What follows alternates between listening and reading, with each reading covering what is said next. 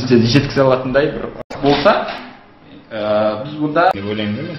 Сол қарапайым түрде айтатын болсақ, менің бұл блог құрылтайдан күтетінім көп негізі. Неге десе, жалпы қазақша интернет енді дамып келе жатыр ғой, менің ойымша. Қазнет деген ол қазақ тіліндегі интернет деп есептеймін.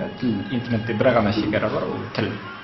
Сондықтан осы уақытқа дейінгі Қазақстанда интернетке қатысты өткізіліп жатқан ірі шаралардың көбісі негізгі тілі орыс тілі болды. Енді қазақ тілі болды, ондай шаралар былтырдан бастап келе жатыр, өтіп. Сондықтан осы екіншісі Астанада өтті, үшіншісі әр қалада өтетін шығар. Бірақ менің жеке ойымша форматы да болашақта біз кішкене қанат жаюымыз керек деп ойлаймын да. Мысалы, бұл жерде тек қана блогерларды таныстырып және өздерінің блогтарын жарнамалайтын алаң емес, интернет қауымдастық құрып, ол интернет қауымдастық деп отырмын, жай формал түрде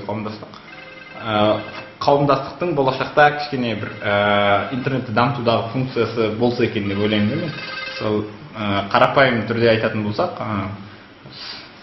инвесторлармен потенциал стартаперларды таныстыру, болмаса әртүрлі жобаларды таныстыру, ол жобаларға қызығып отырған әртүрлі инвесторлардың көзқарасын оңайлату. Яғни бұл менің мақсатым, мен күтіп отырған нәрсем, ол блог құрылтайдан амалдар мүмкін қандай? Бір ғана нәрсе айтуға болады, ол үйрену керек. Яғни процесс, барлық нәрсе бірден болып кетуі мүмкін. Уақыт керек қой. Біз қазір былтырғы Алматыдағы блог құрылтайда ненің қалай өткізілетінін түсіндік.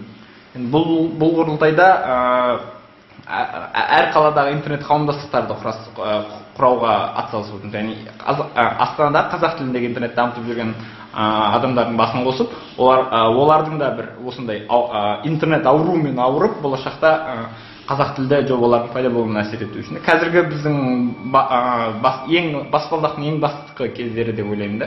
Яғни біз қазір интернет қауымдастықтарды құрып жатырмыз, болашақ үшін жұмыстап жатырмыз.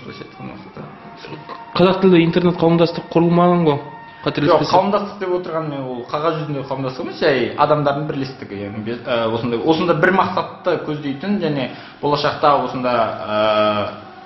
осы интернет саласында қазақ тіліндегі интернетті дамытуды көздейтін адамдардың пікірлес, ойлас адамдардың бір жерде отырып, жиналып, сол туралы әңгімелесіп, формалды ғана қауымдастық деп отырмын. Ресми түрде бекітілген қауымдастық. Әрине онда қауымдастық болашақта керек шығар.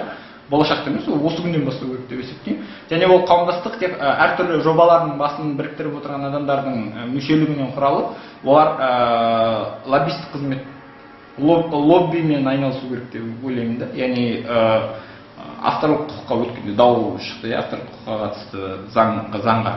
Яғни осындай сияқты заңдық негіздерді қалыптастырып, қазақ тіліндегі сайттарға инвесторлардың көңіл бөлуін талап етіп, мысалы жоғары деңгейде өзіміздің сөзімізді жеткізе алатындай бір қауымдастық болса, біз бұнда тең адам ретінде сөйлесе аламыз. Яғни ал жай жеке адам ретінде, заңдық тұлға ретінде сөйлесу әлдеқайда оңай болады. Және ол қауымдастық көбіне жеке проекттермен және коммерциялық мақсатта болу міндетті емес деп есептеймін. Жеке проекттермен айналысуына, ол қауымдастық көбіне жалпы интернеттің даму бағытын ғана анықтау керек деп есептеймін.